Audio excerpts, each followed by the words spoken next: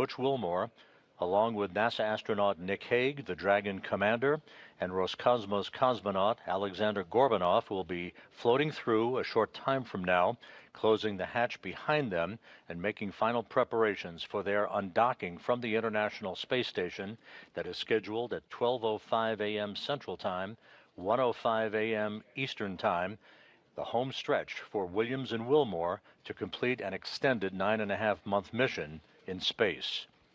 Thank you for joining us this evening. This is a momentous night to begin the journey home for Crew-9. Williams and Wilmore, having launched back on June 5th on a Boeing Starliner spacecraft, propulsion system issues resulted in a decision by NASA to bring Williams and Wilmore home on the SpaceX Dragon Freedom spacecraft.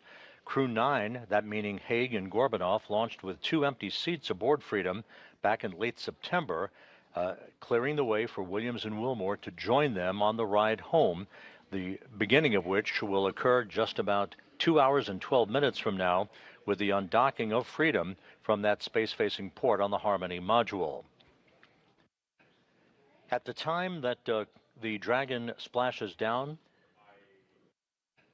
in the Gulf of America off the Gulf Coast late Tuesday afternoon, Williams and Wilmore will have spent 286 days in space, 285 of which aboard the International Space Station.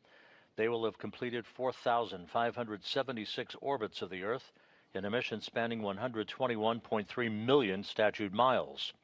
Hague and Gorbunov's, their mission duration, 171 days, 170 days of which aboard the International Space Station. Their mission will have spanned 2,736 orbits of the Earth, 72.5 million statute miles. The Crew-9 departing crew, they have donned their garments, their undergarments, if you will. Nick Hague, just off on the right side of your screen. They will be assisted through that hatchway to close the hatch behind them. That hatch closure expected about 30 minutes, perhaps a bit less than that. Freedom, Houston, on 2, standby for big loop audio config.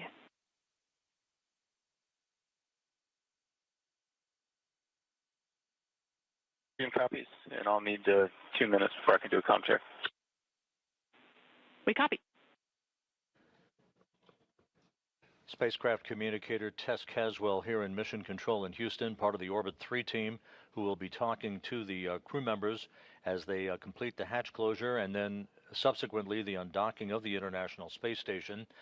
She is part of that Orbit 3 team that is led by Flight Director Marcos Flores tonight. He is the lead flight director for the Crew-9 mission. In the foreground, popping in and out of the field of view, is NASA astronaut Anne McClain, the commander of the Dragon Endurance that automatically docked to the forward port of the Harmony module in the wee hours of Sunday morning to initiate about 1+ days of handover activities with the Crew-9 crew. The abbreviated handover was specifically designed to provide as many undocking opportunities as possible for Crew-9. The decision to bring the Crew-9 crew back to Earth on Tuesday was dictated by what is forecast to be pristine weather conditions at the various landing sites in the Gulf of America that the Dragon Freedom will be coming home to late Tuesday afternoon, with splashdown scheduled at 4:57 p.m. Central Time, 5:57 p.m. Eastern Time.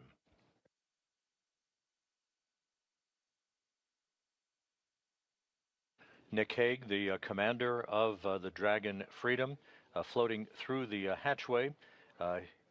We will see Williams and Wilmore shortly as they are completing their suit-up activities. The final suit-up will take place once the 4 crew members are inside Dragon and the hatch is closed between Dragon and the International Space Station.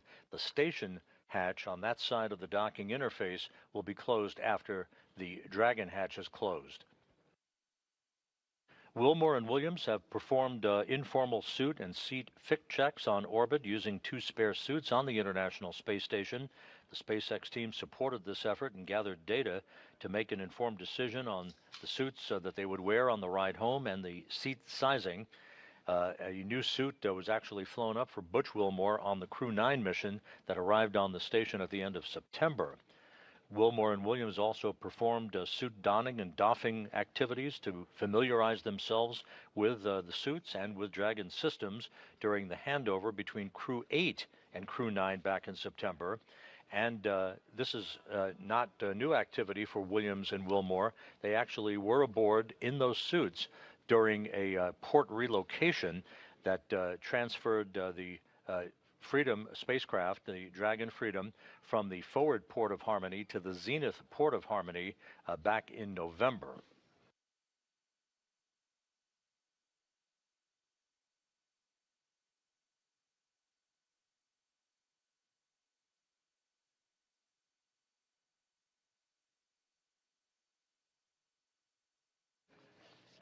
Once Williams, Wilmore, Hague, and Gorbunov depart the International Space Station just over 2 hours from now, the 7 crew members left aboard the International Space Station will continue the Expedition 72 increment, led by the commander of the station, Roscosmos cosmonaut Alexei Ovchinin, joined by his cosmonaut colleagues Ivan Wagner and Kirill Peskov, Peskov having just arrived on the station as part of Crew 10. Also continuing on in orbit, NASA astronauts Anne McClain, Nicole Ayers, and Don Pettit, and Japan Aerospace Exploration Agency astronaut Takuya Onishi. Don Pettit will be coming home in late April, April 19th, in fact, U.S. time, on the Soyuz MS-26 spacecraft that he rode to orbit in, along with Ovchinin and Wagner from the Baikonur Cosmodrome in Kazakhstan. The International Space Station is currently flying 260 miles above the Earth, currently crossing the southeastern coast of Africa, moving in a trajectory from northwest to southeast in an orbit inclined 51.6 degrees to either side of the equator.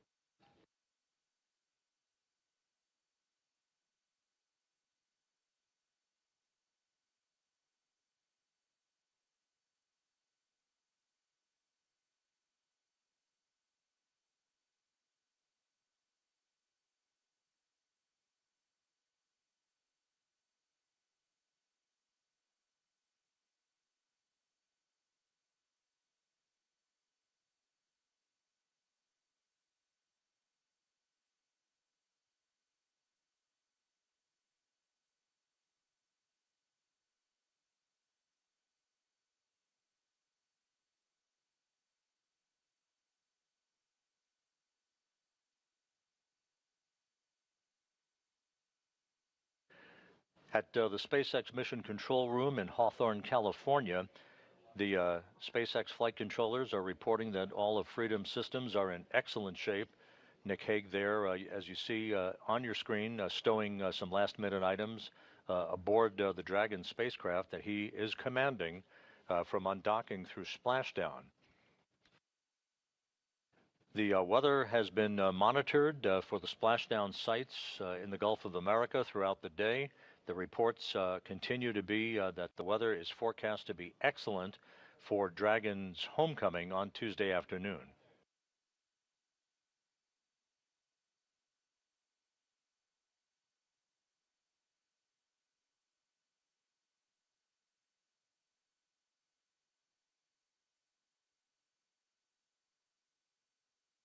From the time of undocking through splashdown, it's a fairly short phasing, as they term the ballistics end of the operation, about 17 hours of transit between the time the Dragon will undock from the International Space Station and the time it will splash down.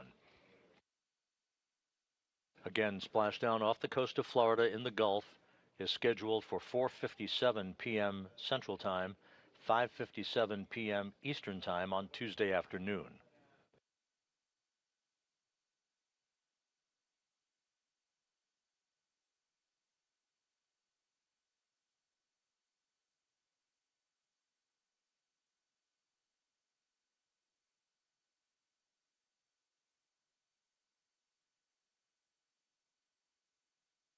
We should be seeing Suni Williams and Butch Wilmore shortly.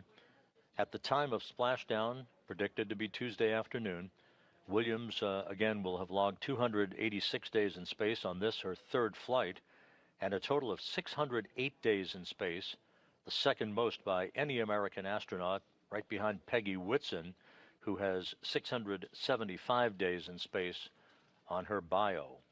Butch Wilmore, with his 286 days in space at the time of splashdown tomorrow, on this, his third flight, will have logged 464 days in space. Nick Hague, wrapping up his third mission with 171 days in space, will have a total of 374 days in space, to his credit. And again, Aleksandr Gorbunov of Roscosmos ending his first flight into space with a splashdown tomorrow and a total of 171 days on his biography.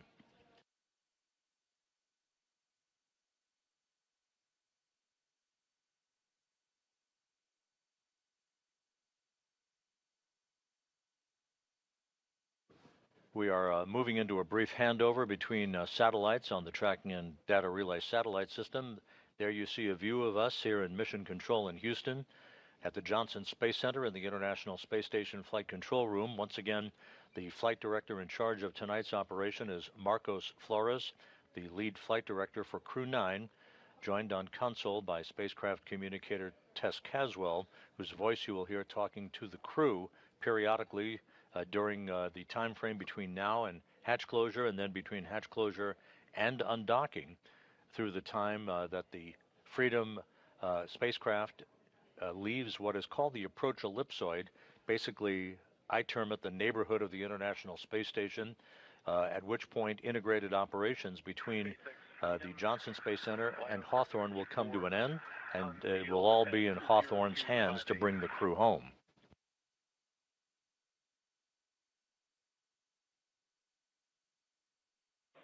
SpaceX copies LIO unsealed at 0258 Zulu. Continue with IMV duct teardown and hatch closure.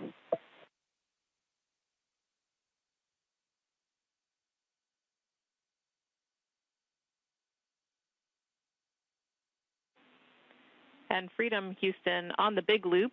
Sounded like a good comm check with SpaceX. At your convenience, we'll take a comm check with us.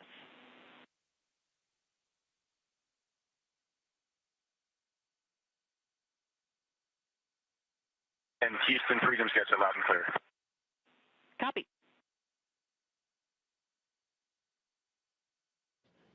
With those voice checks between Nick Hague and the SpaceX Mission Control Room in Hawthorne and the Flight Control Room here in Houston, you're seeing Don Pettit and Alexei Ovchinin taking photographs of Butch Wilmore in his entry suit. Suni Williams is in the foreground near the hatchway.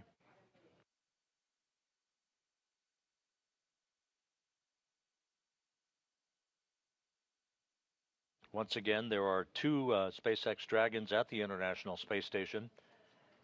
The one that the Crew-9 crew will be departing in a couple of hours from now is on the zenith or space-facing port of the Harmony module. The newly arrived Crew-10 crew docked early Sunday morning to the forward port of Harmony in their Dragon Endurance.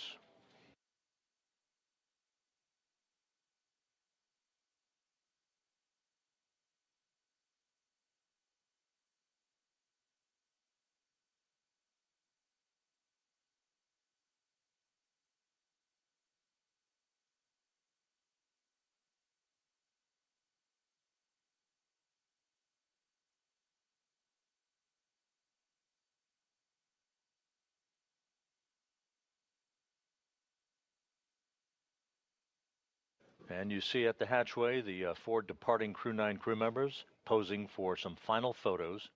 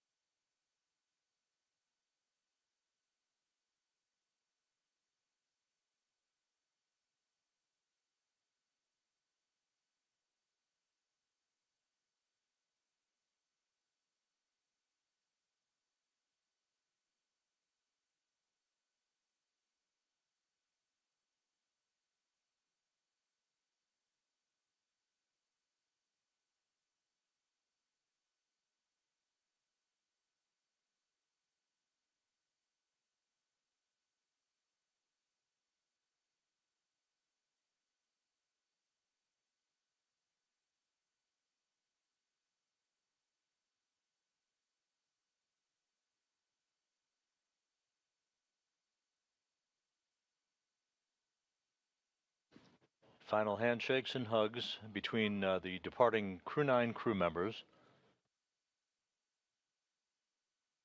and the crew members who will remain on board the International Space Station, maintaining a continuous human presence on the orbital laboratory that began on November 2nd, 2000.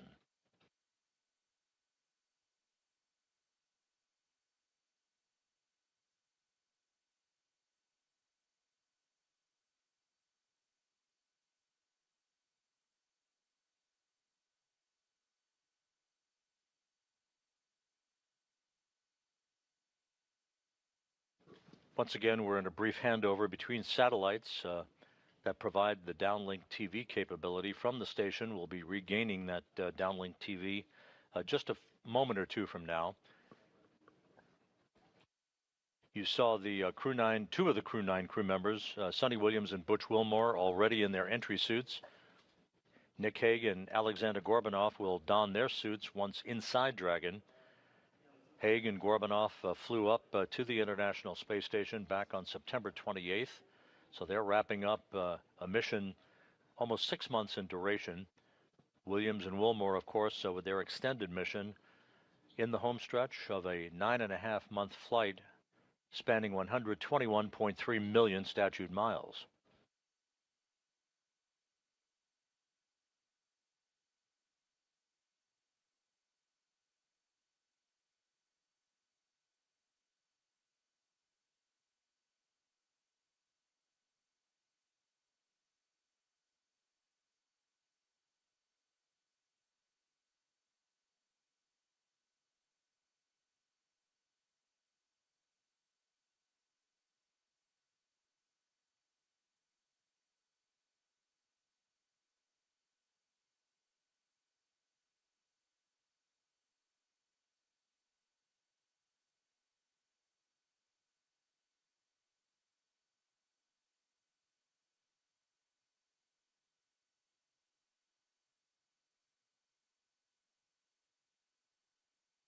And now inside Dragon, you see Butch Wilmore on the far left. In the center of your screen, Aleksandr Gorbunov.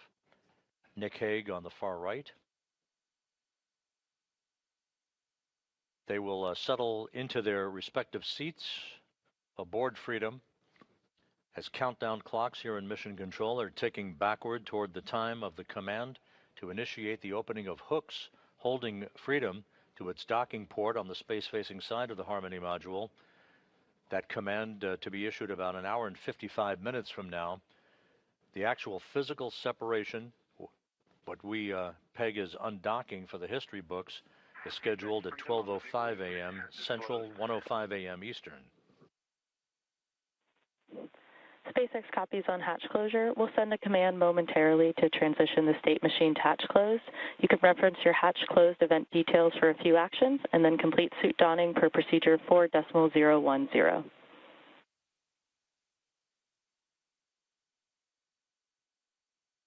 Freedom copies all. And Nick Hague aboard Freedom confirming that Dragon's hatch to the International Space Station is closed. That call coming at 10:05 p.m. Central Time, 11:05 p.m. Eastern Time. So the Crew-9 crew now safely aboard the Dragon Freedom will complete their suit-up procedures, do systems checks. There will be a series of leak checks between Freedom and the International Space Station at the docking interface. You see Suni Williams on the far right-hand side of your screen. She will be seated next to Nick Hague, the Freedom commander. To Hague's right will be Aleksandr Gorbunov, and you see Butch Wilmore on the far left.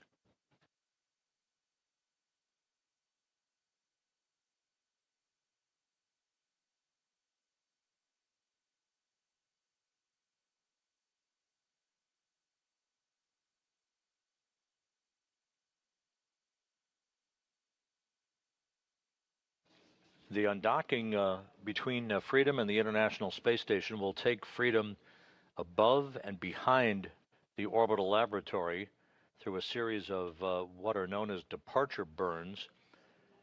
Freedom then will swing below the space station on a trajectory for the deorbit burn, a 7-minute, 29-second braking maneuver that is scheduled at 4:11 p.m. Central Time on Tuesday afternoon, 5:11 p.m. Eastern Time.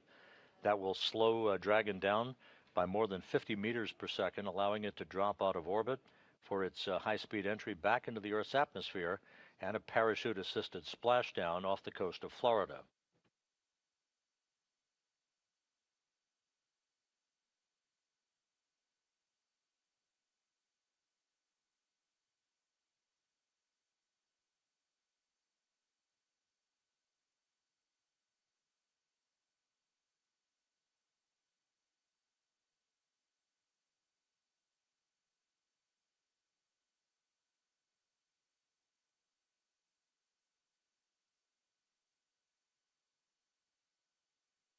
Once again, the 4 Dragon Freedom crew members you see in this view: Butch Wilmore on the far left, Aleksandr Gorbunov with his back to the camera, Nick Hague just out of the field of view, and Suni Williams on the far right of your screen.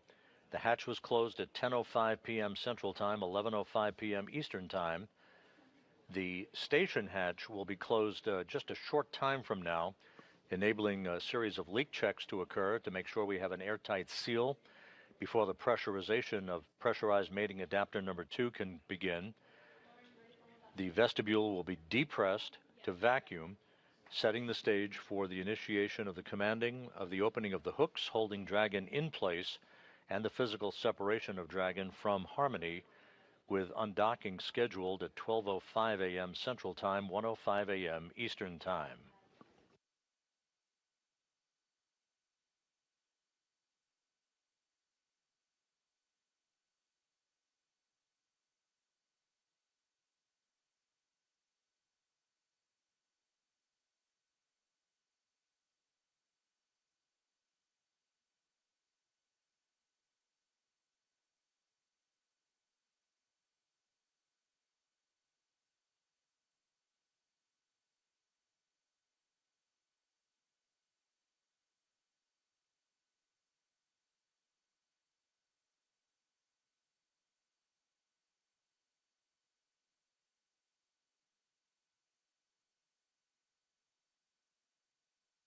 If you're just joining us, you're looking live inside the SpaceX Dragon Freedom. The Crew-9 crew all on board. On the far left, Butch Wilmore; on the far right, Suni Williams, who launched back on June 5th aboard a Boeing Starliner spacecraft, returning on Tuesday aboard the Dragon Freedom to complete what will be 286 days in space, 285 of which will have been spent on the International Space Station. Just to put their long-duration mission into context, it is not the longest mission in the history of U.S. spaceflight, the longest single mission. That distinction belongs to NASA's Frank Rubio, who had his mission extended due to a coolant leak on the Soyuz spacecraft that he was launched on from the Baikonur Cosmodrome in Kazakhstan. A replacement Soyuz was launched by Roscosmos. Rubio came home subsequent to that with a total of 371 days in space. Behind him, Mark Vande Hei, NASA astronaut, logged 355 days in space. Scott Kelly, 340. Christina Cook, 328. And Peggy Whitson, 289.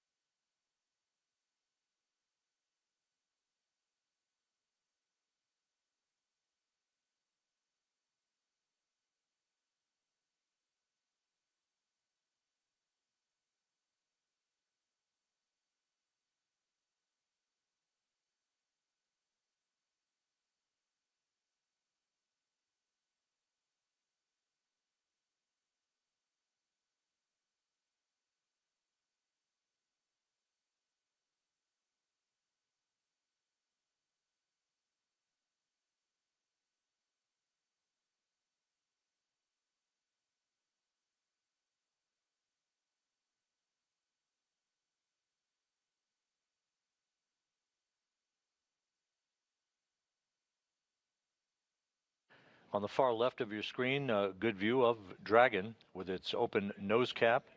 That nose cone will be closed following Tuesday's deorbit burn as part of the pre-entry procedures.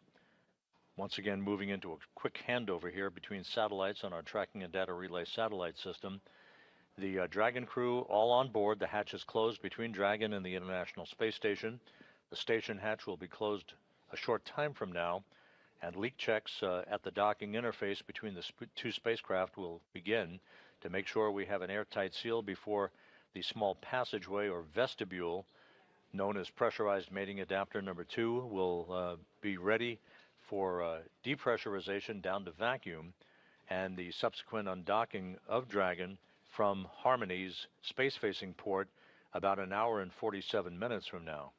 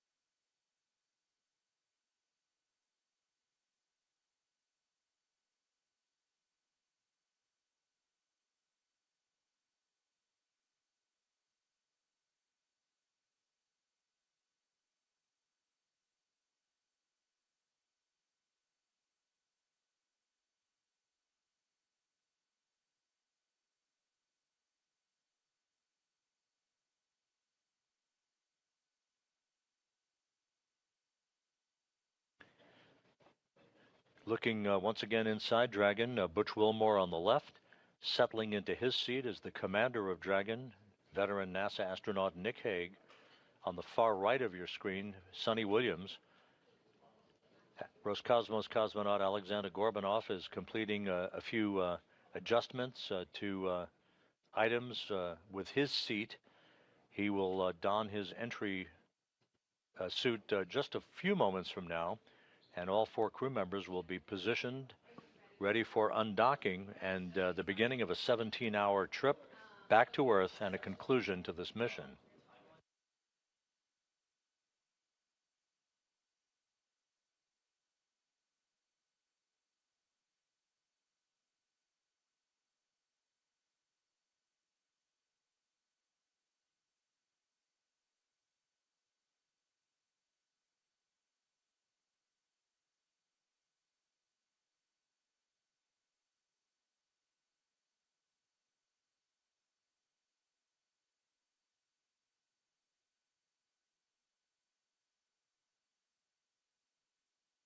As mentioned earlier, this is not the first time that Wilmore and Williams have been aboard the Dragon Freedom. SpaceX Freedom, com check from C2. C2 SpaceX, we have you loud and clear. How me? Get you the same. I'm suited and seated, working on Alex, and we'll be finishing up and ready for suit checks here shortly. SpaceX copies all. That communication between the spacecraft communicator at SpaceX Mission Control in Hawthorne, California, and Dragon's commander Nick Hague. The communications checks continuing. Aleksandr Gorbunov yet to suit up. He will momentarily.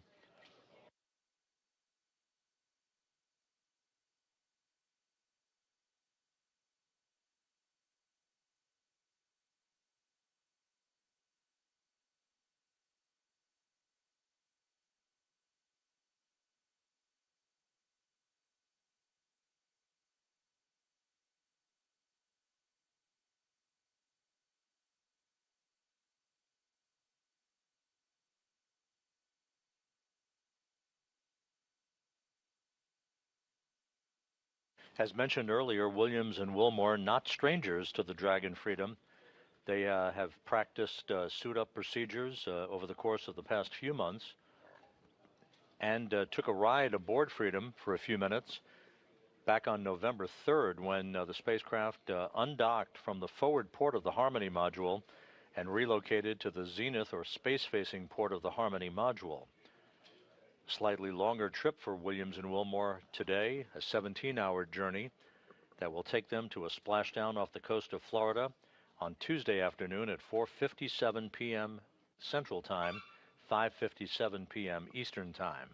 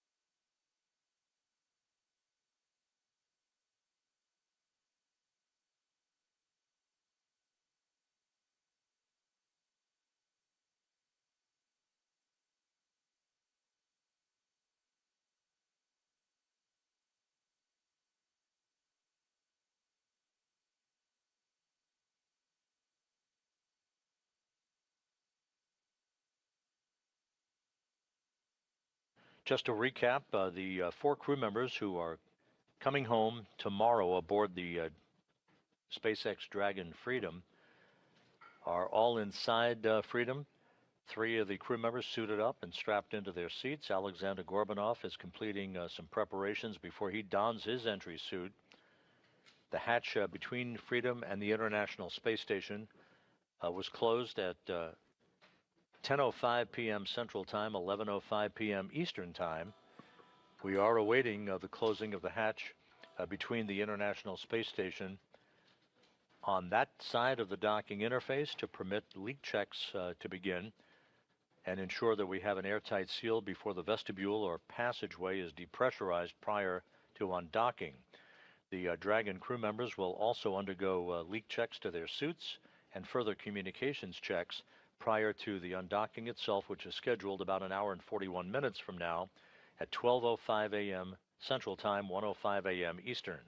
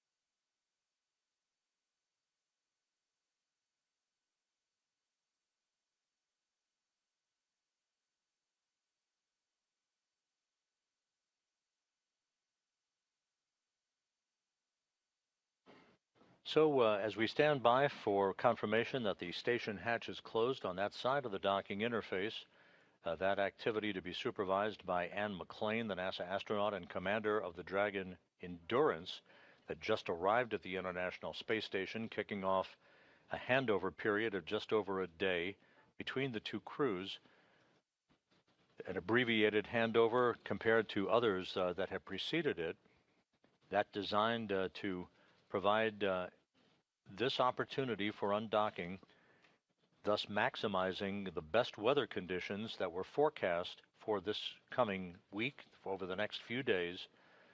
This is our best shot with pristine weather off the coast of Florida to bring the Crew-9 crew home.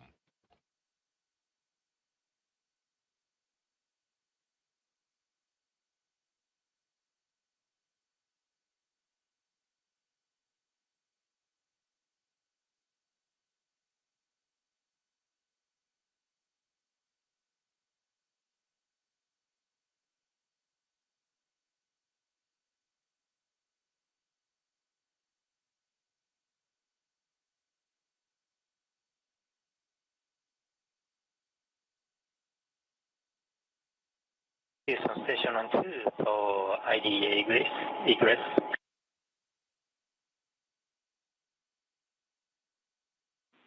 Go ahead on 2. We are in step 5.2, and we found some pieces of dust around the hatch seal area, so we are going to clean them with cotton tape. Copy and concur with the plan. Japan Aerospace Exploration. Japan Aerospace Exploration Agency astronaut Takuya Onishi newly arrived on the station as part of Crew 10, noticing a few flecks of dust along the hatch seals, so he will clean those off. We want to make sure that there's no foreign object debris at that hatch seal that could compromise the integrity of an airtight seal between pressurized mating adapter number 2 and the interface with the Dragon Freedom.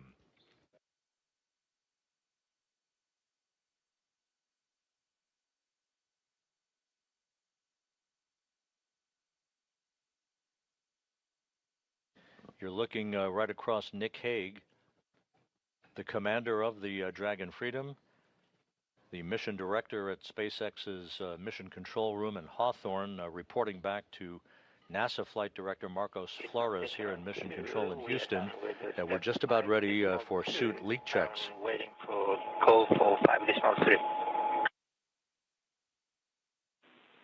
Talk, you are go for step 5.3.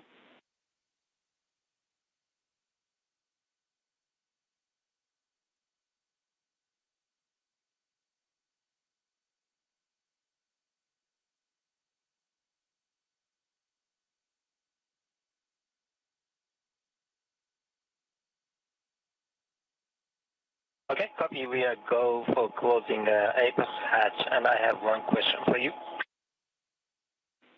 Go ahead.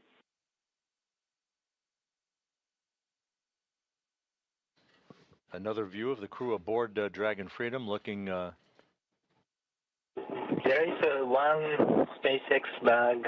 It's labeled as unarmed PFD. The bag number is 153, and its carabiner attached to one of the bungees in PMS3. Can we just leave it as it is? Checking.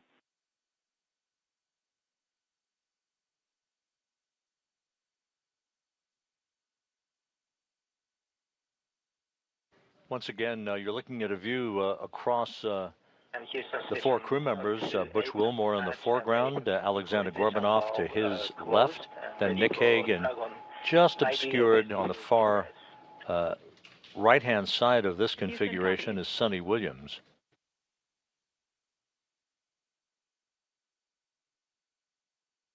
SpaceX Freedom on the big loop, section 5 complete. We've got everybody suited with successful intercom checks. SpaceX copies on successful intercom checks. Continue to section 6.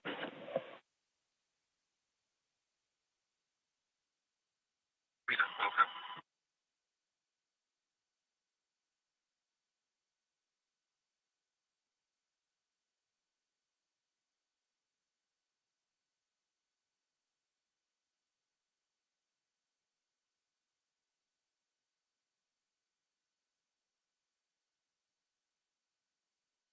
And in preparation of the leak checks of the 4 suits by the Crew-9 crew members, Butch Wilmore and the others putting their hands in their gloves. Those will be securely zipped in place before the leak checks will begin.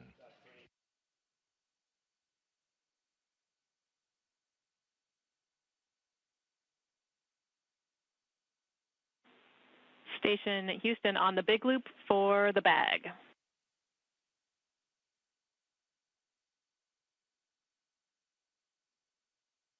Go ahead on 2. We would like you to remove that bag from PMA3 temp stow in node 2, and we will find a permanent home for it after the undock. Okay, we'll temp stow it in node 2.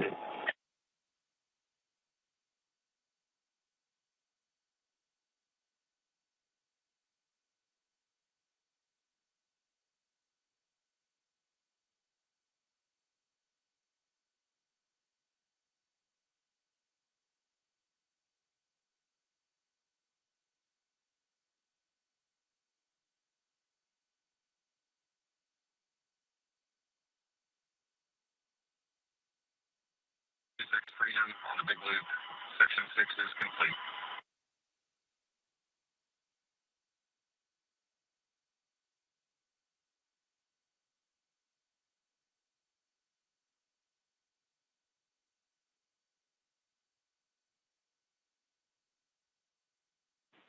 SpaceX copies completion of 4.010.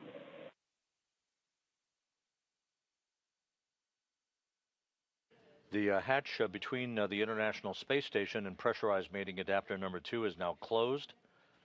The Dragon hatch was closed at 10:05 p.m. Central Time, 11:05 p.m. Eastern Time. Just about 2 minutes ago at 10:26 Central, 11:26 p.m. Eastern, the station hatch also closed, and that sets the stage for the vestibule depressurization and final leak checks at the docking interface.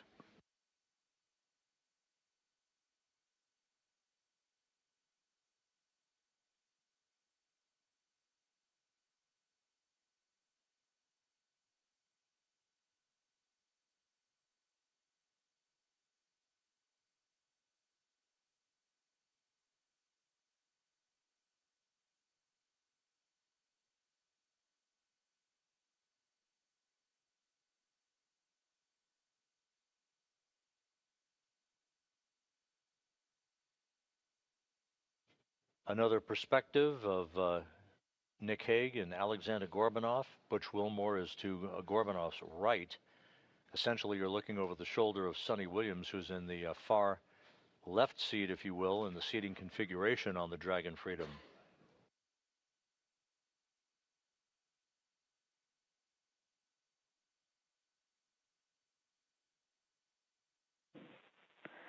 Freedom SpaceX on the big loop. You have a go for procedure 4.011. We'll meet you in section 2 when ready.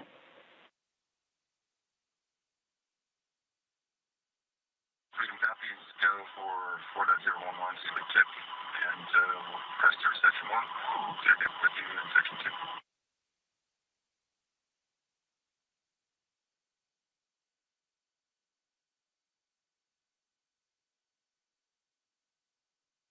The crew closing their visors in advance of the individual leak checks on their suits.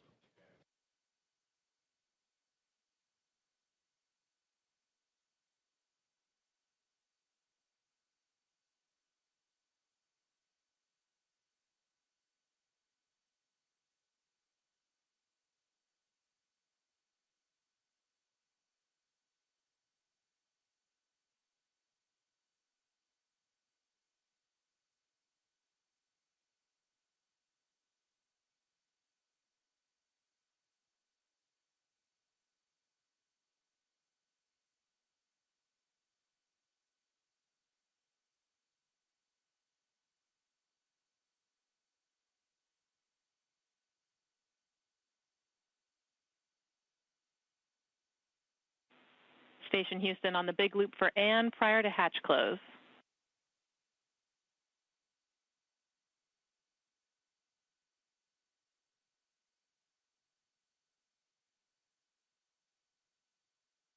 ISS. And taking a look at stowage and PMA3 currently, we are seeing the APAS hatch cover, and we need that to go into the 0.5 CTB for DMAC.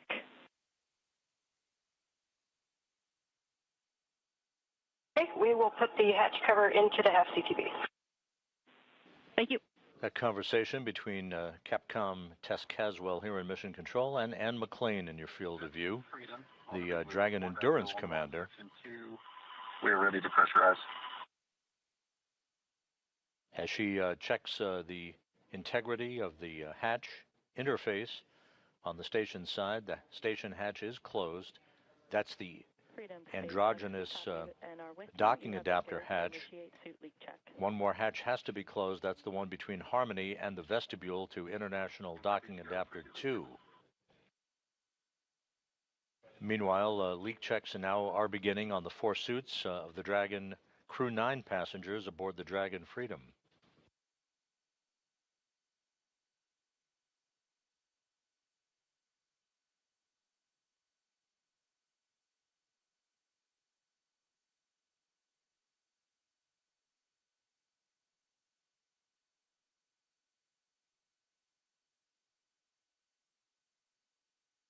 The suit leak checks are underway. This should only take a minute or two.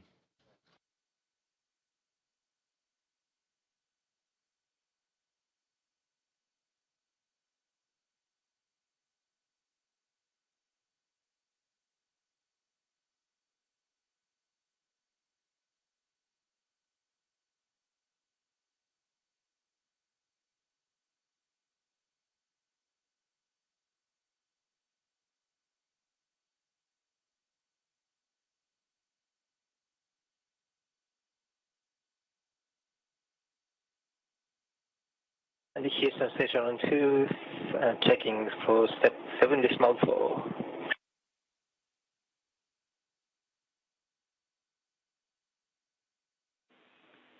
Talk, you are go to deploy desiccant in 7.4. Copy, go for 7.4.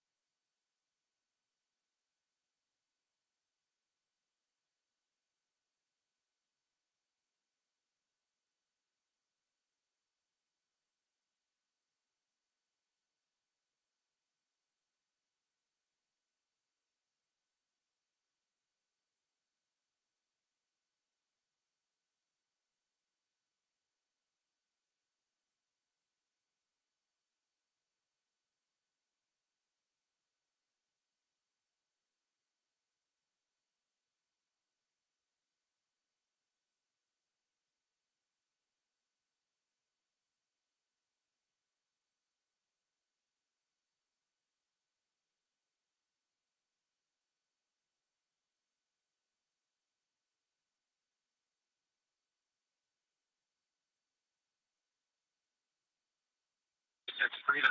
We've got 4 good suits.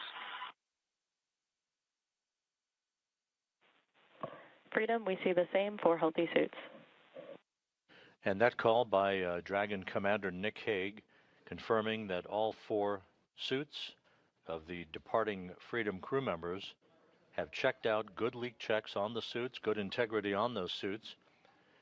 So we now have set the stage for the undocking of the Dragon Freedom and the Crew-9 crew members just about 1 hour and 24 minutes from now.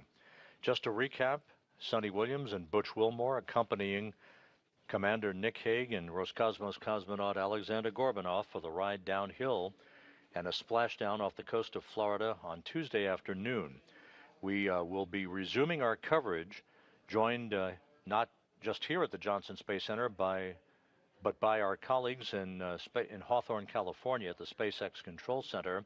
We will be back on the air just over an hour from now at 11:45 p.m. Central Time, 12:45 a.m. Eastern Time for the undocking of the Dragon Freedom and the Crew-9 crew from the International Space Station. The weather conditions off the coast of Florida and the splashdown sites continues to be good, with splashdown of Williams, Wilmore, Gorbunov, and Hague scheduled for Tuesday afternoon at 4:57 p.m. Central Time, 5:57 p.m. Eastern Time. So with the Crew-9 crew strapped into their seats and good leak checks for their suits on the Dragon Freedom, we'll sign off for now, and we'll be back with you just over an hour from now for our undocking coverage. For now, we'll sign off. This is Mission Control Houston.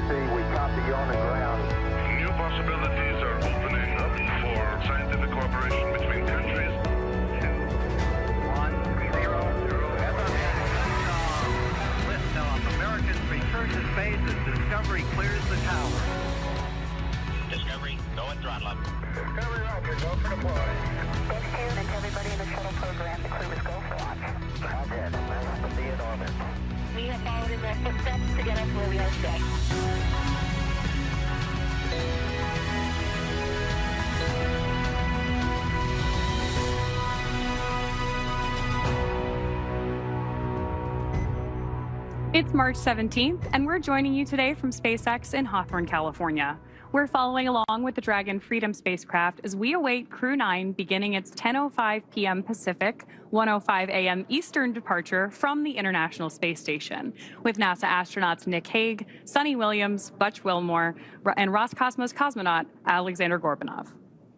I'm Veronica Foreman, a senior sales manager here at SpaceX. And I'm Sandra Jones with NASA Public Affairs and Communications. It is so great to be back here. It is really great to have you back, Sandra. And of course, thank you to everyone tuning in to watch live coverage of Dragon completing its 9th crew rotation mission to the space station through NASA's Commercial Crew program. Crew 10 arrived on station on Sunday, March 16th at 12:04 a.m. Eastern. That's March 15th for those of us here in the Pacific time zone. And they will be taking over for Crew 9, who are now headed home.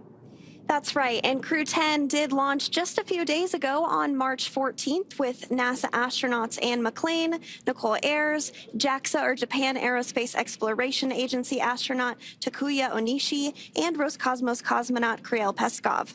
They've spent a couple days in space, with those days docked to the International Space Station being what we call a handover period, where they learn to live and work on station from the crew that's about to leave. Now, the returning Crew 9 members today are NASA astronauts Nick Hague, Suni Williams, Butch Wilmore, and Roscosmos cosmonaut Aleksandr Gorbunov, which you see on your screen right there. Suni and Butch spent 285 days on the International Space Station, where they conducted over 4,500 orbits and traveled more than 121 million statute miles. Nick and Aleksandr spent 170 days on the International Space Station, conducting over 2,700 orbits and traveling more than 72 million statute miles. The crew is currently suited, and the Dragon and station hatches are both sealed in preparation for Dragon's departure. Once Dragon departs the station, the crew's flight home is expected to last just around 17 hours. Shortly after separation, Dragon will use its Draco thrusters to move away from the station in a series of carefully choreographed maneuvers, also called departure burns, to increase the distance between the spacecraft and the space station.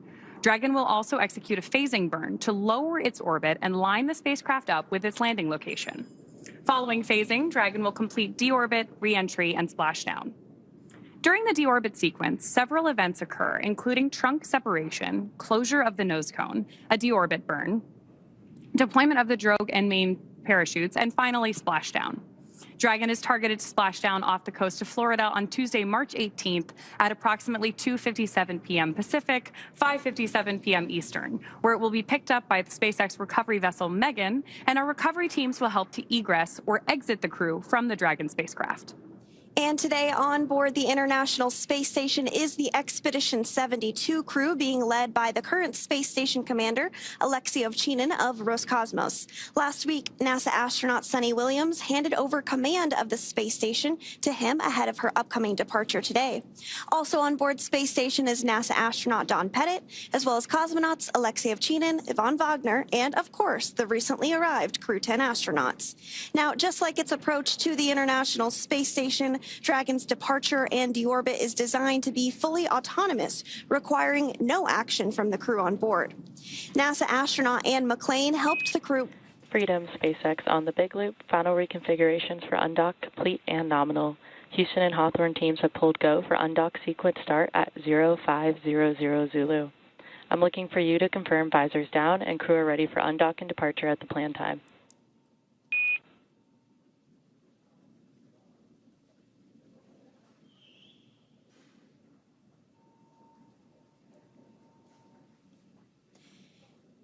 And we did just hear confirmation that the team in Mission Control and the team in Hawthorne did pull go for undocking. We might hear some continued communications. Freedom. Visors are down, and we are go for undock at the planned time. SpaceX copies. Crew are configured for undock. And so that was the voice of NASA astronaut Nick Hague, who is the commander of Dragon, giving the confirmation that they heard the go. So good news, we are continuing to progress down the timeline today for an undocking at 10:05 p.m. Pacific time here in Hawthorne. Now, Mission Control in both Houston and Hawthorne will be backing them up today as we step through undocking. And speaking of Mission Control Houston, let's go over to the voice of NASA, Rob Navius at the John Johnson Space Center in Houston to talk a bit about how the station crew have been preparing to send the crew home and what we can expect from here until Dragon departs station. Rob? Well, thank you, Sandra. It's been a busy morning so far. About 2 hours ago, the 4 departing Crew-9 crew members did gather in the Harmony module right at the passageway through International Docking Adapter number 2, which connects Harmony with the Dragon Freedom. They had a final opportunity to say goodbye to one another, a final opportunity for the remaining crew members on the station, members of the Expedition 72 crew, to take photographs. As you see there, Suni Williams and Butch Wilmore were already suited up in their SpaceX entry suits. Once that was completed and the crew floated back into freedom, Nick Hague and Aleksandr Gorbunov also suited up. Now, just for the statistic freaks out there, we can tell you that Williams and Wilmore, whose mission, of course, was extended. They launched back on June 5th aboard the Boeing Starliner spacecraft. Last August, NASA decided to bring them home on the Dragon Freedom spacecraft with Crew-9. They will come home with a splashdown on Tuesday afternoon with 286 days in space, a mission encompassing 4,576 orbits of the Earth and 121.3 million miles. But just to put it into context, not the longest single space flights in U.S. history. That distinction belongs to Frank Rubio, who remained on the station for 371 days when his Soyuz spacecraft experienced a coolant leak. He's followed on the list by Mark Vande Hei with 355 days, Scott Kelly with 340, Christina Cook with 328, and Peggy Whitson with 289 days in space. So although Williams and Wilmore have in fact had an extended mission, it's not a record-breaking mission. As we stand by for the final procedures to be encompassed here in Mission Control, you're looking at Flight Director Marcos Flores, who is the lead Crew-9 flight director here. To his right is spacecraft communicator Tess Caswell, who will be talking directly to the crew during the undocking phase and during the time that Dragon moves toward the approach ellipsoid, that mythical line in the sand where we complete integrated operations and turn over everything to the folks in Hawthorne to bring Crew-9 home for its splashdown in the Gulf of America on Tuesday afternoon. With that, we'll turn it back to you guys in Hawthorne and stand by for undocking. Thanks so much, Rob. Thanks so much, Rob. So as you mentioned, we are standing by for separation, which is set to take place here in a little bit more than 10 minutes. We are tracking a 10:05 p.m. Pacific time, 1:05 a.m. Eastern time departure from the space station. And as we mentioned earlier, just like during its approach to the International Space Station, Dragon's departure and deorbit is designed to be fully autonomous, requiring no action from the crew on board. Departure is typically faster and a little bit easier since the crew won't have to stop at any waypoints like we see when a spacecraft arrives to the space station. Once the undocking sequence is complete, Dragon will use its Draco thrusters to move away from the station in a series of 4 departure burns, which are carefully strategized maneuvers that increase the distance between the spacecraft and the space station. From there, a phasing burn will place Dragon on a trajectory to align it with the splashdown site. At the moment, the crew is suited up as they are during what we call dynamic phases of flight. And we did hear a call out a short time ago for the crew to go ahead and put their visors down ahead of the actual undocking itself. Before they depart the International Space Station, let's take a quick moment to get to know the crew we're bringing home tomorrow for the splashdown rather. U.S. Space Force Colonel Nick Hague is your Crew-9 commander. He was selected by NASA as an astronaut in 2013, and this was his second space flight to the International Space Station and 3rd launch overall. He's spent 171 days in space with Crew-9 and has a career total of 374 days in space. During his mission, he completed a spacewalk with astronaut Suni Williams. That was his 4th spacewalk, earning him a career total of 25 hours, 56 minutes of spacewalking time. Before Crew-9, Hague previously served as a crew member of of Expedition 59 and 60 back in 2019. He flew with Alexei Ovchinin and NASA's Christina Koch, so this is actually his second time sharing the space station with Ovchinin. The Kansas native is a test pilot and distinguished graduate of the United States Air Force Academy. Nick spent 5 months in Iraq in support of Operation Iraqi Freedom, and he voluntarily transferred from the United States Air Force to the U.S. Space Force in 2021. And he is an active colonel. His wife, Katie, is a retired U.S. Air Force colonel, and they have 2 sons. NASA astronaut Suni Williams is a mission specialist for Crew-9. This was her 3rd visit to the space station. She originally launched aboard Boeing's Starliner spacecraft and arrived at the space station on June 6th. Following the agency's decision to return Starliner uncrewed, she became an Expedition 71-72 crew member. She logged 286 days in space on this mission. Suni has a total of 608 days in space, earning her the ranking of 2nd most time in space by a NASA astronaut. Former NASA astronaut Peggy Whitson ranks 1st with 675 days in space. Suni conducted 2 spacewalks and has completed 9 over the course of her career, for a total of 62 hours and 6 minutes of spacewalking time. She ranks 4th on the list of cumulative time spacewalking by a NASA astronaut. Previously, she served on Expedition 14 and 15 in 2007, and again with Expedition 32 and 33 in 2012. She is a retired U.S. Navy captain and a proud graduate of the U.S. Naval Academy. Next up is NASA astronaut Butch Wilmore, who is also serving as a mission specialist today. This is his 3rd space flight, and just like Suni, he logged 286 days in space.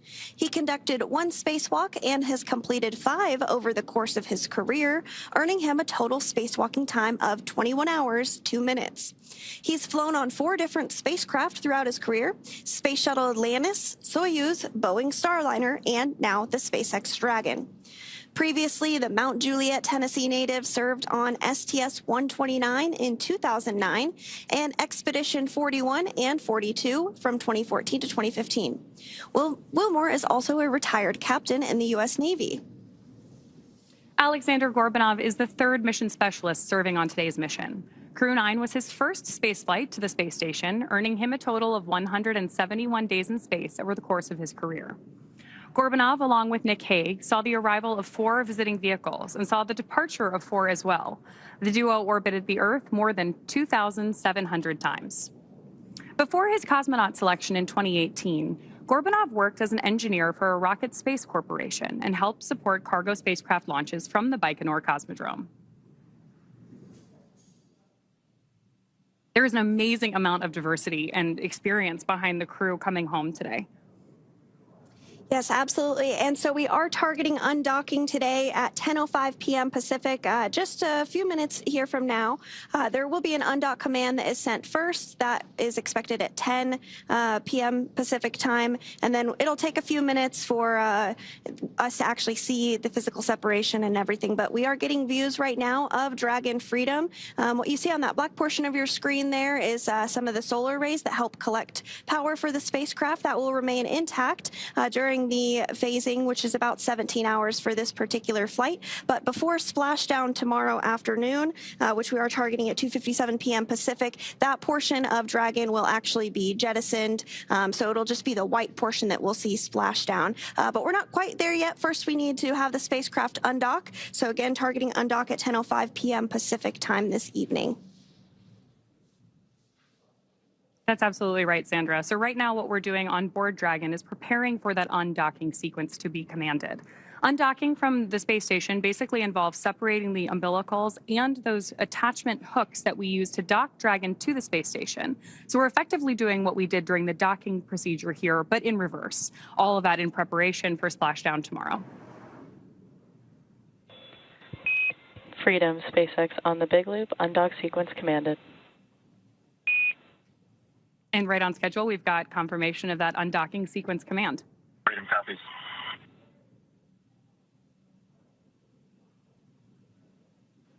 Here in Houston in Mission Control, we are now monitoring the demating of the umbilical. This is the mechanism that provided electrical power to the Dragon Freedom during the time it was docked to the zenith or space-facing port of the Harmony module. Originally, Freedom docked at the forward port of Harmony and then back on November 3rd with Williams, Wilmore, Hague, and Gorbunov on board. Umbilical demate reported to be complete as we stand by for the initiation of the opening of the hooks. 2 gangs of hooks, 12 hooks in all, holding Dragon to the docking port on the zenith side of Harmony. Again, Harmony was the port of call for Freedom initially when it arrived back in September. The forward port itself, it experienced a relocation maneuver with Hague, Gorbunov, Williams, and Wilmore on board back on November 3rd to move from the forward port to the zenith port, a short spin around the block to reposition that spacecraft where it has been mated and docked to the International Space Station since last November. 3.5 minutes away from physical separation.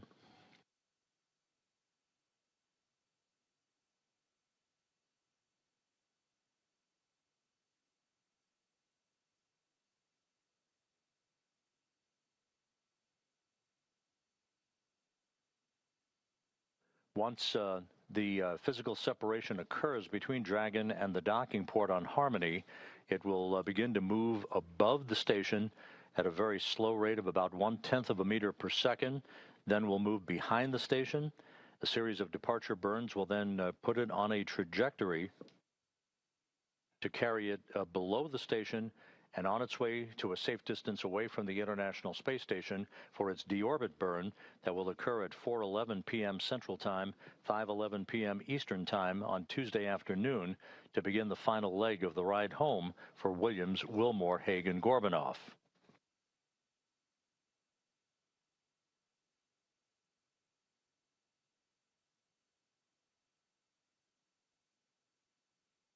Two and a half minutes to go until physical separation. All systems reported to be in great shape. The latest weather forecast off the coast of Florida at the splashdown sites indicates pristine weather for the arrival of the Crew-9 crew on Tuesday afternoon. Open and nominal. The first gang of hooks has opened, standing by for the second.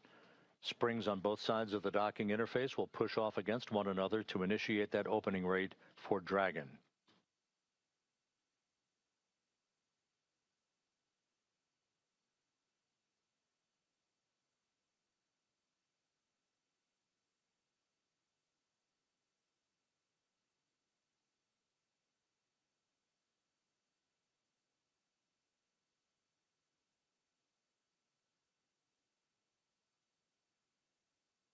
"90 seconds till physical separation, heading into the home stretch for Williams and Wilmore, the beginning of the end for a 9.5-month mission in space."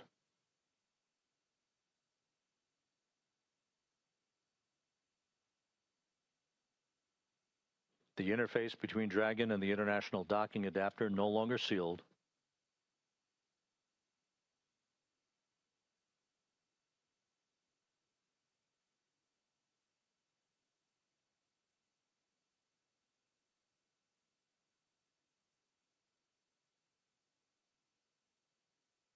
The International Space Station and Dragon flying from southwest to northeast across the Pacific Ocean at an altitude of 261 statute miles.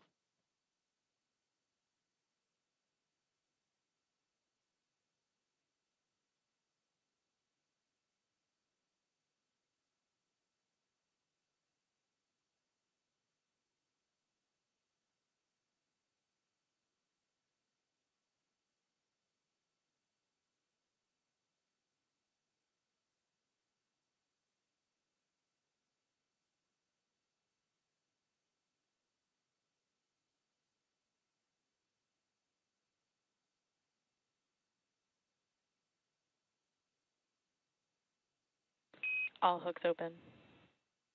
All hooks are open.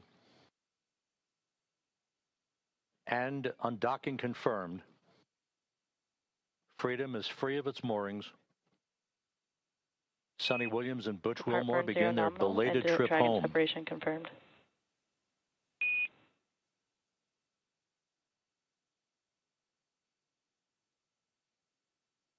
Undocking occurring right on time at 12:05 a.m. Central Time, 1:05 a.m. Eastern Time.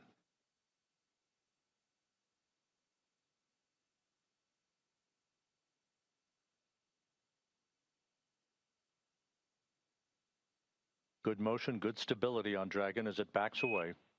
Freedom, SpaceX on the big loop, depart burn 0 nominal.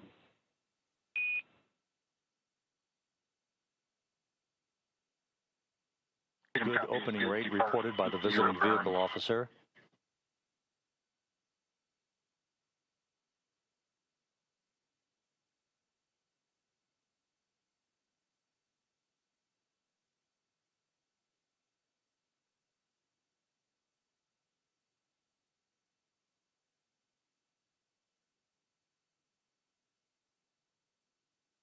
Dragon's attitude control system functioning as advertised.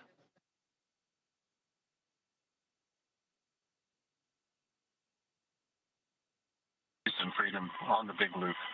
On behalf of Crew-9, I'd like to say it was a privilege to call station home, to live and work and be a part of a mission and a team that spans the globe, working together in cooperation for the benefit of humanity. To our colleagues and dear friends who remain on the station, Alex and Vapor, Todd, Grill, we know the station's in great hands. We're excited to see what you guys are going to accomplish, and we'll be waiting for you. Crew-9's going home.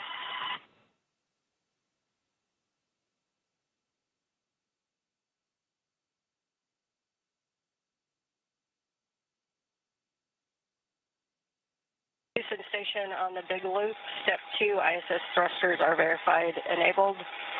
To Crew-9, safe journey home. It's been the honor of a lifetime to cross your path up here on Space Station. Your service has been very much appreciated, and we'll miss you, but have a great journey home.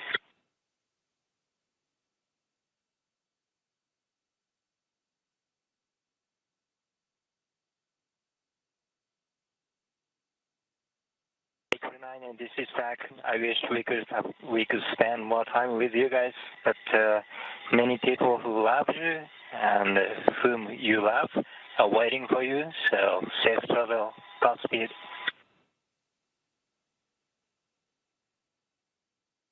And for crew arrival, we ring a bell in Navy tradition, and for Crew-9, I did a baritone salute as you undocked. Love you guys.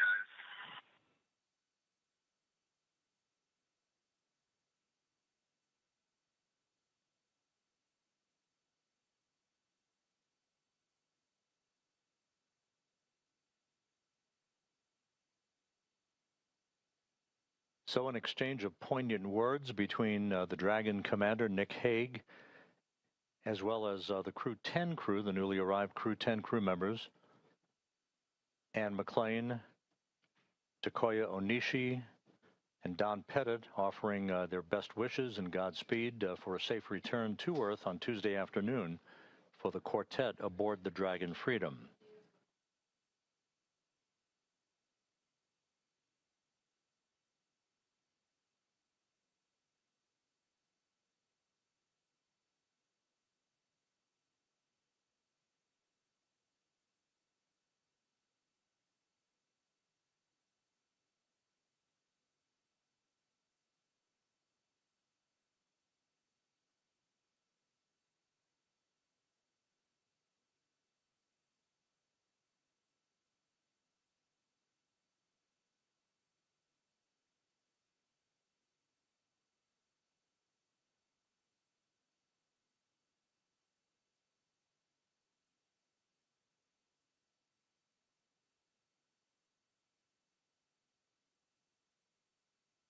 Dragon continues an opening rate away from the zenith port of the Harmony module of the International Space Station, undocking occurring just about 5 minutes ago at 12:05 a.m. Central Time, 1:05 a.m. Eastern Time.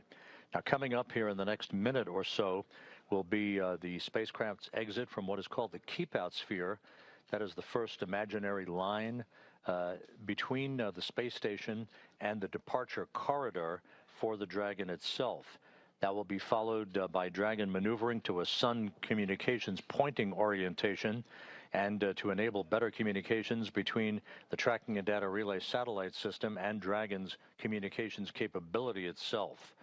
The approach ellipsoid exit, that basically is the end of integrated operations, where Dragon will cross that imaginary line to move beyond the neighborhood of the station, as it were, is scheduled about 14 minutes from now.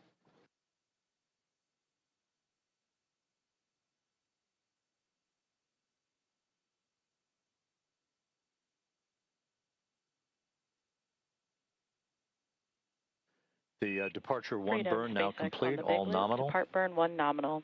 Your go to doff suits per procedure 4.012, and a final reminder that the big loop will be deactivated following Dragon's exit from the approach ellipsoid. Copy. Good depart 1 burn, and we are good to doff suits. That's in work momentarily. We'll expect to go off big loop when we get outside the field, sir. That's a good readback, Freedom. With all the Freedom thrusters operating in perfect fashion, the acknowledgement by the spacecraft communicator in Hawthorne to Commander Nick Hague aboard Freedom that the crew has been given the go-ahead to get out of their entry suits for the time being, get into more comfortable clothing as Dragon continues its traverse away from the International Space Station. This will continue throughout the course of the overnight hours into tomorrow afternoon, a series of pre-programmed maneuvers that will enable Freedom to be in a position for its deorbit burn on Tuesday afternoon. That deorbit burn is scheduled to take place at 4:11 p.m. Central Time, 5:11 p.m. Eastern Time. It'll be a 7-minute, 29-second braking maneuver to enable Dragon to slip out of orbit. Its velocity slowed by 53.2 meters per second, enabling it to begin its high-speed entry back through Earth's atmosphere and a parachute-assisted splashdown off the Gulf of Mexico and the Gulf of America at 4:57 p.m. Central, 5:57 p.m. Eastern Time.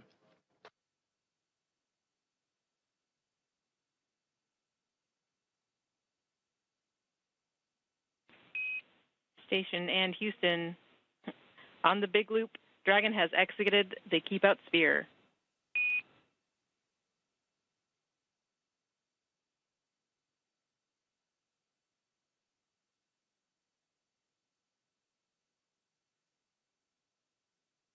Station copies.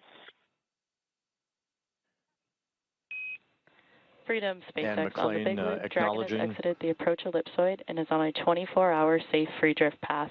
Configure comm for Dragon to ground in preparation for big loop deactivation.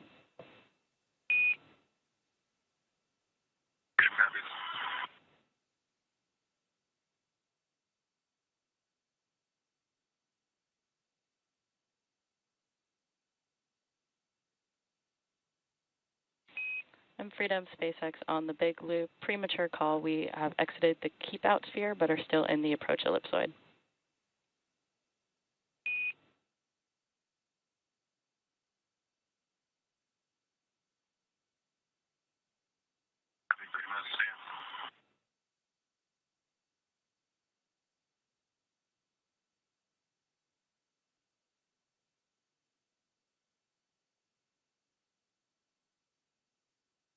SpaceX Freedom, come check on the hidden light.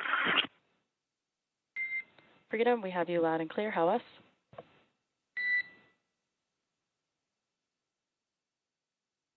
With Dragon having crossed the keep-out sphere, next major milestone will be the exiting of the approach ellipsoid to depart the neighborhood of the station. With that, we'll toss it for the moment back to Hawthorne and Veronica and Sandra. Thanks so much, Rob. As Rob just mentioned, we are now waiting for Dragon to exit the approach ellipsoid, also known as AE, which is another imaginary shape, this time a three-dimensional ellipsoid measuring 4 kilometers by 2 kilometers by 2 kilometers. in the same family as the keep-out sphere. It's one of several safety zones set up to govern visiting spacecraft either arriving or departing the station. Before moving into the keep-out sphere or the approach ellipsoid, spacecraft have to be configured where they would not cross the imaginary boundary for a set period of time, even if the spacecraft lost all maneuvering. That's right. And that approach ellipsoid, once we get past that milestone, will be something that we call the end of integrated operations. And integrated operations means that we are talking to each other on the big loop. So we did hear those communications back and forth. The big loop is essentially not only the crew on the International Space Station, the crew in Dragon, but also both Mission Control Houston and in Hawthorne. Hence the name, the Big Loop, because they're all working together to make sure that they have common communications during some of these dynamic portions of flight. So again, we are standing by for approach ellipsoid exit at 10:24 p.m. Pacific time.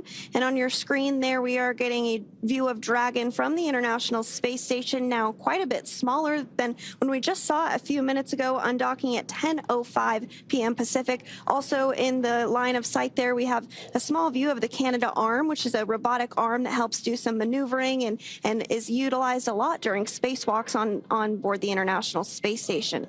So to recap, the hatches between the International Space Station and Dragon were closed earlier today at 8:05 p.m. Pacific, 11:05 p.m. Eastern. Since then, the crew has settled in and is working to take off their spacesuits for their 17-hour journey back to Earth. The joint NASA and SpaceX teams did, of course, pull go to proceed with undocking, and that undocking command was then sent at 10 p.m. Pacific, followed by umbilical retraction and hooks opening, with physical separation taking place at 10:05 p.m. Pacific, as the space station and Dragon were traveling 261 statute miles off the coast of Guam over the Pacific Ocean. Dragon then completed 2 of 4 departure burns and has exited the keep-out sphere, and we are now just minutes away from Dragon crossing the approach ellipsoid to set the spacecraft and Crew-9 up for their path back to Earth. Again, Dragon is targeting to splash down off the coast of Florida in the Gulf at 2:57 p.m. Pacific, 5:57 p.m. Eastern on Tuesday, March 18th, marking the completion of a long-duration science and research mission. Great views right now on your screen of Mission Control here in Hawthorne, California.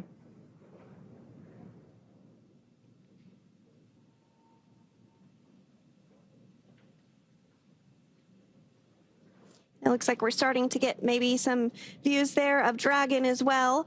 These views are being controlled by one of the flight controllers in Mission Control Houston called Cronus, and they help to make sure that the cameras are in position to view not only visiting vehicles that are arriving and departing, but also help to ensure that cameras are in position to get great Earth views, ensure that perhaps if we're flying over a natural disaster like a hurricane or a wildfire, they are ensuring that those great cameras on board the International Space Station are being put to good use to capture all of the science and research that we can aboard the microgravity laboratory. And, you know, fun fact, actually, the International Space Station will be celebrating 25 years of continuous human presence this November. So if you are younger than 25 years old, you have never known a day in your life where there was not a human being living and working aboard the International Space Station.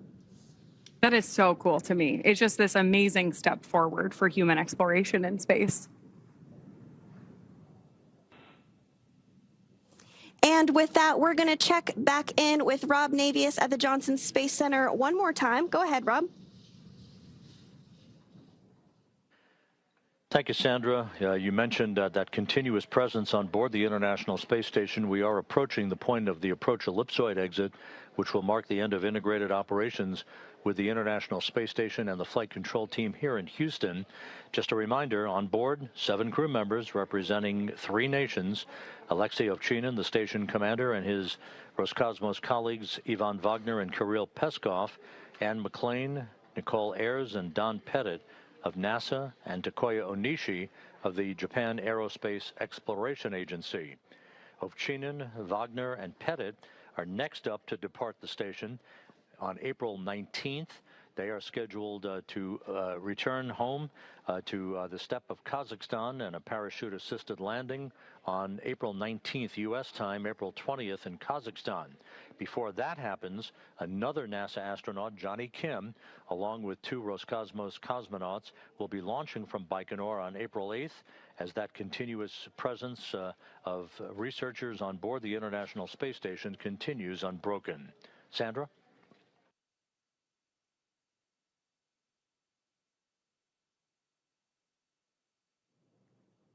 And thank you so much, Rob, for that update. We really appreciate you joining us here as you spent your evening in Mission Control Houston. Again, we are continuing to get these views following Dragon's undocking from the International Space Station at 10:05 p.m. Pacific time. That sets us up for a splashdown tomorrow afternoon at 2:57 p.m. Pacific time off the coast of Florida. And so we did mention that the crew was busy with a lot of science and research investigations during their time on board the International Space Station. That really is the whole point of the International Space Station, is to conduct science and research investigations, eventually leading to longer duration missions to the moon and then on to Mars.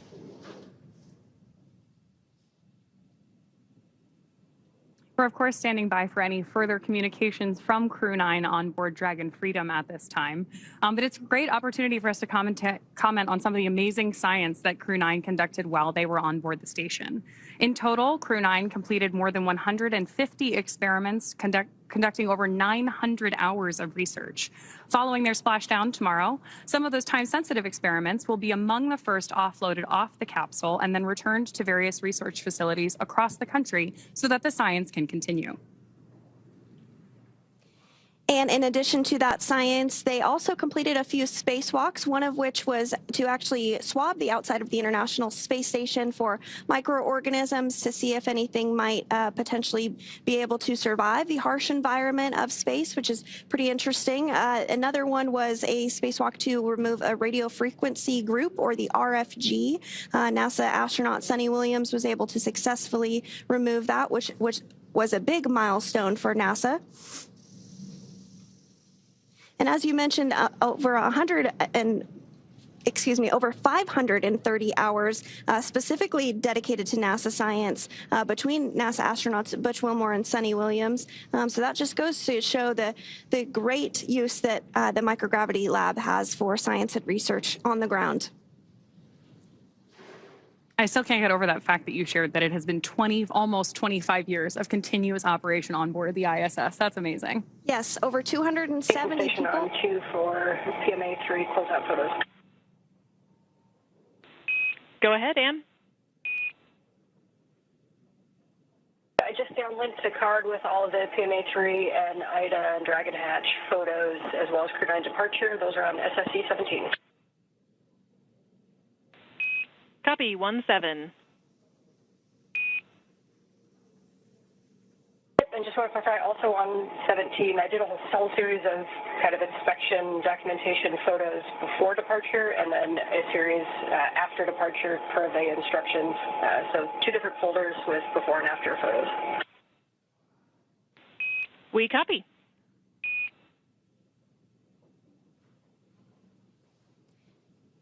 And that was the voice of NASA astronaut Ann McClain, who is still on board the International Space Station, stepping through procedures with the ground to wrap up after undocking, taking some photography of the hatch that the team on the ground will inspect, make sure everything checks out just fine. So we are awaiting the confirmation that Crew Dragon Freedom has exited the approach ellipsoid. We're expecting that here in just a couple of seconds here, really. So we might hear that call out here shortly. And again, if you're just joining us, the approach ellipsoid is a 3-dimensional ellipsoid measuring 4 kilometers by 2 kilometers by 2 kilometers in the same family as the keep-out sphere. One of the key differences with the AE is that vehicles outside of it have to be on what we call a 24-hour safe free drift trajectory, which means that the spacecraft would not cross into the approach ellipsoid for at least 24 hours again, even if it lost all maneuvering.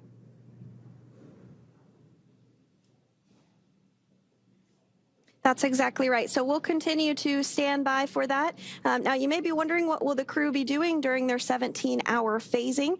You did hear the call out earlier that they had to go to doff or take off their spacesuits. So they'll get settled in, have the opportunity to have a meal, and try and get some sleep before their targeted splashdown off the coast of Florida tomorrow afternoon at 2:57 p.m. Pacific time tomorrow afternoon. So we are looking forward to seeing them splash down off the coast of Florida tomorrow. So continuing to stand by for that approach ellipsoid exit. Should be hearing the call out any moment now. And that will really end the portion of integrated operations between the Space Station, Dragon, Hawthorne, Mission Control, and Mission Control Houston as well. Freedom, SpaceX on the Big Loop. Dragon has now exited the approach ellipsoid and is on a 24-hour safe free drift path. Please make sure that comm is configured for Dragon to ground.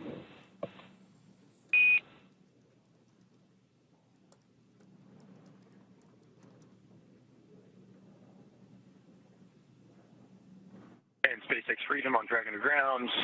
Understand we're at the approach ellipsoid, 24-hour freedom.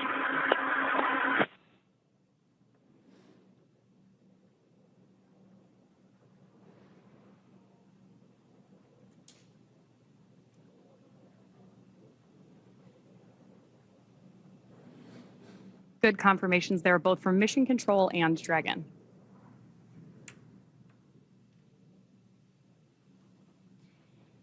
And again, we did hear confirmation that Dragon Freedom has now exited the approach ellipsoid, or AE, which is that imaginary shape that's three-dimensional ellipsoid measuring 4 kilometers by 2 kilometers by 2 kilometers in the same family as the keep-out sphere. So one of the key differences with the AE is that vehicles outside of it have to be on what we call that 24-hour safe free drift trajectory. This means that the spacecraft would not cross into the approach ellipsoid for at least 24 hours, again, even if it lost all maneuvering.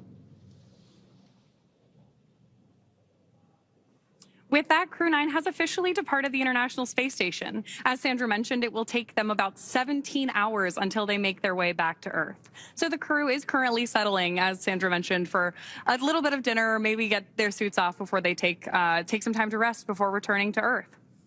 Dragon is, of course, targeted to splash down off the coast of Florida tomorrow at 5:57 p.m. Eastern, 2:57 p.m. Pacific on March 18th, followed by the crew getting picked up at sea by a SpaceX recovery vessel.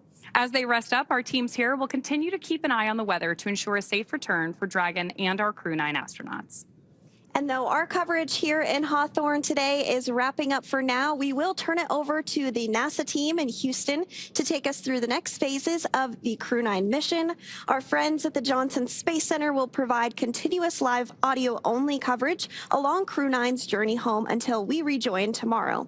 You can find the audio-only link by visiting nasa.gov/live and clicking the mission audio link, or by searching for NASA Mission Audio Live Feed on YouTube at go.nasa.gov/live-ISS. Meanwhile, we'll rejoin you for live visual coverage starting roughly 1 hour prior to splashdown at 1:45 p.m. Pacific. As always, you can find mission updates on X at NASA, at SpaceX, and on the web at nasa.gov. Thanks so much for watching. We'll see you and our Crew-9 astronauts soon.